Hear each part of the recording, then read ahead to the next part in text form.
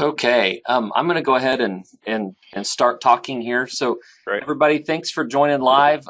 Really do always appreciate your live participation and watching, and to those that are watching on video, always appreciate your participation and support too. So today, the first half of this, I'm going to turn the microphone over to Rodney Connor, who is with Indigo and is the host of the Grain Waves podcast and has a, a deep familiarity of how marketplace works. And I kind of want to frame this up for you so to give you some perspective of why we're doing this. We're getting to that time of year when we've got to start paying attention to basis and understanding what it's doing. And marketplace is a tool that's new. It's a tool that's continually evolving, and there's more and more buyers that are participating on it all the time. And in order for us to maximize it, we're going to have to use it too. And so, the typical way we find cash bids for everybody is, we call around. We constantly have conversations with different buyers, and we're looking for what the true value is of in the marketplace. And as this technology continues to unfold, we're going to have more and more better ways to do it, and marketplace is going to be uh, a core component of that because we're going to be able to put our own bids out. So I'm going to hand it over to Rodney. Thank you for your participation here, and he's going to walk us through how we can use it, and then we can always follow up with questions, and then we'll turn to markets and jump to the crop report because I know everybody's interested to get into that too. Rodney? Great. Yeah. Thanks, Tim. Thanks for having me. What you're looking at on my screen here is actually the live version of Marketplace today. I'm on the web version of Marketplace, which works really well. I'd encourage you as a grower, if you're going to use Marketplace, I think the best version of it we have is either on iOS or Android. So download those from the App Store. It's going to be a little more refined, a little more robust package. Hard to share on this screen though, so that's why I'm using the web version today. The functionality is mostly the same. When I log in and view my account here, I can see, what Indigo is calling today's best bids. What I'd encourage you guys to do is go straight to that bid page. As we build out our liquidity inside a marketplace, we'll start to see more competitive bids for your area depending on where you're at. So when I look at, again, this is my actual farm. This is the live version of Marketplace today. I'm filtered for corn. I'm filtered for our home farm here. You can set up a couple of different crop locations. Actually, you can set up as many crop locations as you want if you have multiple bin sites. Today we're working from Blackstone, Illinois. And I'm saying, hey, just show me all the bids within 200 miles. That's our default here. What's important to understand in your bid page is that we rank all these bids net of transportation. So we take the delivered value, we estimate back what we think it's going to cost you to deliver there, and in some cases actually offer the ability for us to deliver it on your behalf, and then rank those bids in that area. So you see a lot of times ADM Morris is my best bid here. This is right now we're looking at a May bid up top and a June bid next. And then right below that June bid is this Indigo transport bid, which is this delivered bid of 37 over minus freight of 14 cents, which, my language, I come from the buyer side of things, is that fobs back to my farm at, 736 cash. So that's my fob value there. I'm sorry, this is actually the fob value basis is 14 over. So it helps me understand where the bid is at my farm.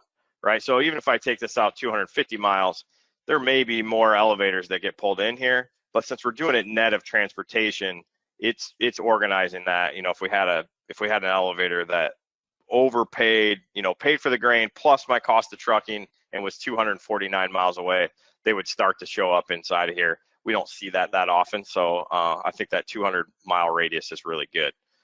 I'm going to switch to soybeans because I think soybeans are more interesting in my area. We've got a processor, Inca Braza, paying really high prices. So they're paying 80 over. I'm sorry, Gilman there's paying 80 over for July delivery compared to more of my local market at 45 over. So this 45 over is what I typically see at my farm. You know, like that, I'm getting that bid sheet at the end of the night. Inca Brasa doesn't really show up at my farm too often unless, you know, unless they're calling me, like proactively telling me, hey, I want to buy your grain for some reason, which trust me, I'm not on their list. So I see, you know, I'm able to quickly understand where those bids are and understand, you know, hey, this is the price I would expect. This is where basis is for my farm today. So what I encourage you to do is take those FOB values, and assuming you're not selling them, right? So if you want to sell them, that's great, no problem. You should sell them. But when I look back at back to corn here, I see my market. What I'm going to call my market is about 15 over FOB my farm. Again, I'm ignoring this 37 over, and I'm saying, hey, 37 over, you know, 27 miles away is, you know, better than 42 over 48 miles away. So it's really just helping me do some math really quick and saying, hey, my market's 14 over. So now what price do I want to sell? And for this, let's say I want, you know, I want 25 over delivered, or 20, the equivalent of 25 over. So I'm going to do is go to offers. I don't have any offers on yet right this second, but I'm going to create a new offer. I have the choice of a public offer. Public offer is going to offer that to anybody that's buying grain. So just keep that in mind. If there are folks you don't want to work with or something like that, they would have access to this grain. Most guys end up sending a direct offer, and we've got a few places that we like to deal with here. So I'm going to pick FS Grain here.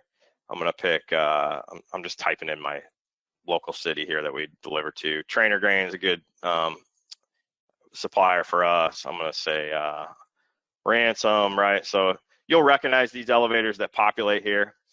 And what I'm able to do really quickly is offer grain to all three of these facilities at one time through a direct offer. So it's just to them. Not everybody in the world can see it. Just these particular buyers can see it. Again, this gives me the option to choose different entities, different bin locations. I'm going to start with the home farm here, and I'm going to say I want 10,000 bushel of corn. I have the ability to, you know, put in grades if it's really, really high quality grain or off grade grain or something like that, that they might be interested. I can fill that in. Most people don't. And then for this instance, I'm going to say, hey, I want to deliver it. I've got trucks. It's grower delivered. I don't want anybody else picking this up for me today. And I'm looking at, let's say, June delivery. And I'm offering basis. And I think we just said, I want the equivalent of 25 over picked up on my farm. So I lock it in a basis, 0.25, that's over the July. And then this is where this thing gets really cool. So I'm going to say, hey, I want 25 over FOB my farm, but I want to get paid for every mile that I deliver that grain. As you guys know, you know, 25 over 10 miles away from the farm, if I'm delivering, is a whole lot different than a 25 over 50 miles away from my farm.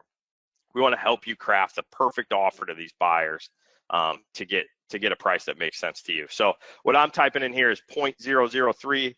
That's what on Connor Farms, that's what we value our trucking rate. So that's like 3 cents per 10 miles is what I'm going to add to that. Hit next. Gives me one quick chance to review. Hey, here's the guys I'm offering to, you know, all the details of that contract. And then I just hit submit that offer. That's live inside a marketplace to all of these facilities. So as we build out our relationships with buyers, some of those buyers are directly in the platform today. They're in it every day looking at offers, and they'll see that right away. Some buyers haven't caught on to what we're doing quite yet. And for those guys, we still have the ability to offer them grain. It's just when you offer it through the platform, we have a salesperson call them up and say, hey, we've got this offer inside a marketplace. We use that as a tool to get them engaged in marketplace so we can put their bids right in marketplace and give you a better idea at your farm of what your local market is. And you know, and oftentimes are able to get that grain transacted regardless of the thoughts of that buyer on what Indigo's marketplace is doing for their farm. So I'm gonna cancel that. I actually don't have any grain today to offer to the market. And I want to show you one version. So it looks a little different inside of our mobile app. It's actually, in my opinion, a little more intuitive. This is actually a video. I hate doing videos for it, but I wanted to show this. Similar thing. So I'm offering that basis price, putting in my transport rate that I want to get paid. And then what's really great about our mobile tool is it tells you exactly what that offer is going to be. So you see this table at the bottom. I have this 10 over offer plus 3 cents per 10 miles. So to a buyer that was exactly 10 miles away to my farm, that's going to look like 13 over.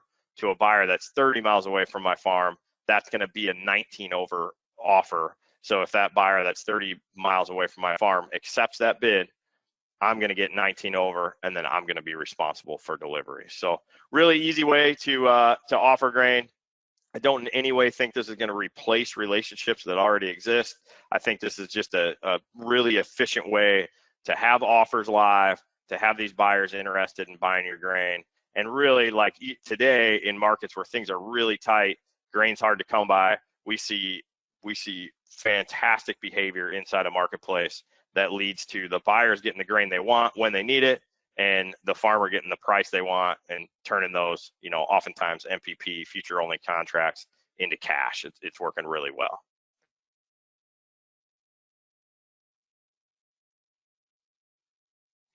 So Tim, that's all I had there. Okay. Well, I'm happy to take any questions or anything. okay, Rodney, I really do appreciate that. And usually what happens is guys will follow up with questions, either with us, or I'll make sure and get them access um, to you as they kind of process this. And guys, I think it's really important that we recognize the market that we're in is actually a seller's market, right? We've got the buyers really don't get to dictate the terms like they have for the last 5-6 years. And so if there's numbers that you have in mind, or values that you think are attractive, we need to be using these tools, because for the first time in history, we've got the ability to kind of set our price and not be price takers like we're used to. So I'm really excited about it. I think timing's perfect here, and really encourage everybody to open the app and start looking at it. So with that, I'm going to share my screen now, if I can.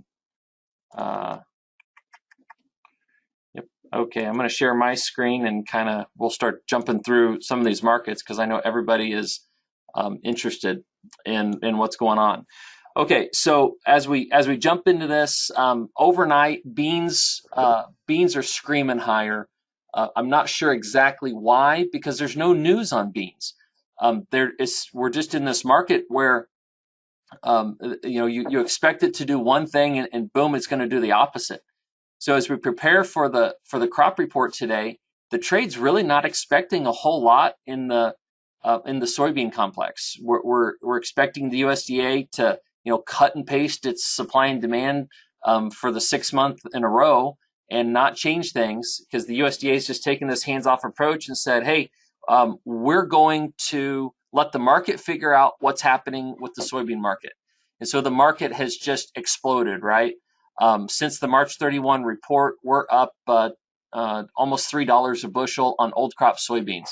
So we've just pushed and pushed and pushed, and there's no end in sight here. There's no divergences. There's no waning momentum. Actually, we're seeing upticks in all of these markets. And I think it's really important to point out too that that the argument that this market is going higher because new money flow is coming in and people are getting interested in grains, that's not the case. This is actually commercial flow. This is not new speculative money coming in. They haven't even started buying this market yet. So as we continue to unfold and continue to put pressure on our new crop, and let's look at new crop beans here, they broke out to new highs overnight as well. As we continue to put our production under the microscope, there is no room for error here with as tight as we are. And so can beans go to 20? Yes, they definitely can. And so I think the best approach to take is kind of step back, um, let it do its thing. We expect to pull back at some point. It will happen. But with the fundamentals the way that they are on beans and now corn, I think that the pullbacks are going to be swift, but shallower than the market thinks they should be and shorter in time than the market thinks they should be. Now, as we start to talk corn, let's talk a little bit of fundamentals, all right? I think all eyes are on South America. Conab just released here a few minutes ago their production estimate at 106.4, which is down from 108.9. Now, most of the private analysts that are analyzing that South American crop are between 75 and 95. So Conab's got another 11 to 30 million metric tons to decrease that size if the private estimates are even close to right. And so I think if you look at the history of what the USDA and the government agencies are doing here, they're trying to not incite panic, because if they cut 30 million metric tons, which is a billion bushels in one shot, then what happens, right? Well, we're limit up day after day after day after day until we kill all that demand. So, and that would be across all of the complexes. So if the USDA slow plays it, I think what that does is create a knee-jerk reaction to the downside, but that's going to be very strongly bought and underpinned, because we know that that crop is not that good. The weather is terrible for that crop, and it is burning up, which puts our crop even in higher focus, right? And you look at what's happening in our crop, and I don't have time to go through all of the maps and show you, but listen to BAM weather, listen to look at the drought monitors, and look what they say. We are drier than we were in 2012 at the same time period. The ocean temperatures are cool and cooling, which is increasing the odds of drier forecasts. So you come in on a Sunday night and they crush this market, 25, 35 cents on rain that popped up, and the algorithms don't think, or they're not, they're algorithms, right? They don't have the ability to process other than what they're programmed. And so they don't realize that the rain is happening where it's not really needed. The dry areas aren't getting the rain that they need. And the weather forecast is trending drier, not wetter. So as the forecasts roll forward and have over the last 2 days, they're pulling the moisture out of the forecast, not increasing it. And so we're getting to a point where we're putting grain in and it's not emerging, right? I was talking to a farmer this weekend at one of my kids' baseball tournaments. Within 30 miles of Pratt here, they planted the corn that they've planted 18 days ago hasn't emerged yet. Within 30 miles of here, and we're not in a dire situation. So I think as this thing unfolds, we could push much higher, much quicker than we think we can. Let's look at the weekly chart of corn, okay? And I'm going to push this out to monthly too, because I think it's important for you to see how close we are to the all-time highs. Here's the 2012 highs. It's right there at 845. This TDST line, this dotted line, has been in place since October of 2012. Okay, and what's important to know about these lines is that they provide trading bands or ranges, the top end of a range and the bottom end of a range. You can see that this TDST line down here, which was set in July of 10, pretty much held corn all the way through the downtrend. We tried to poke below it a few times, but we never could convincingly break it, with the exception of this one time right down here. If we couldn't break it a year ago with COVID shutting off ethanol, then it tells you how strong that support is. we're at the same point. So we're at a really critical juncture here, where if we close the month of May up above this point, then there's nothing between here and the all-time highs. And with the situation and the fundamentals where they are, you got to defer to them. The cash market is screaming hot. I mean, Rodney just told us that soybeans are 80 over in the heart of the Corn Belt. Like that is insane. You've got the July December corn spread has rallied 35 cents in the last 6 days. The cash market is screaming, and the spreads are screaming that we are out of these commodities. So the odds of this going ahead and breaking on up are much higher than the odds of it collapsing. And so now what happens? What do we know about technical analysis, right? Well, we know that if we break something that should be massive resistance, we know a lot of times it takes 1 or 2 times to get through it. So we could take a little break and then rally back. We could break through it and then immediately test it. I want to show you the daily chart of corn, and then we're going to wrap this thing up. So we tried to sell corn right here. This was a 10 out of 10 sell. You would sell this every time, because you have this massive shadow, you have this massive 44-cent bearish engulfing bar, you had divergences, you had exhaustion signals, you had everything in the book that says sell me on this day. And then the market just absolutely rejected it, right? It just powered through it on increasing volume, increasing momentum, negated every single one of those signals. And so I think that this was so powerful that we blew through this top. We've turned around and tested it, and at this point, you got to view this as long-term support, and that this whole range from 593 all the way down to 537, this entire band right in here is now massive support zone. And I think that the market is got to test it a little bit to make sure and prove itself. But from a trading standpoint, you got to be long above this, because guys, corn could double from here. I'm going to say it again. I'm not promising it will. I'm not saying that it will, but the recipe is there for December corn to trade north of $12 a bushel, with as hot as we are.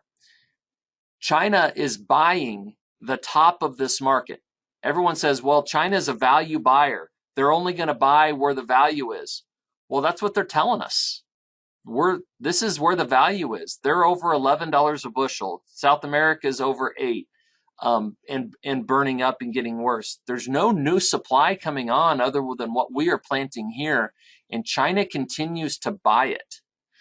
And so the job of the market is to ration demand, and you typically start rationing by killing exports, because you try to kill your exports and support your domestic needs. And that's not happening because China keeps buying, saying effectively, hey, there's no price at which we won't pay to feed our people. And so we're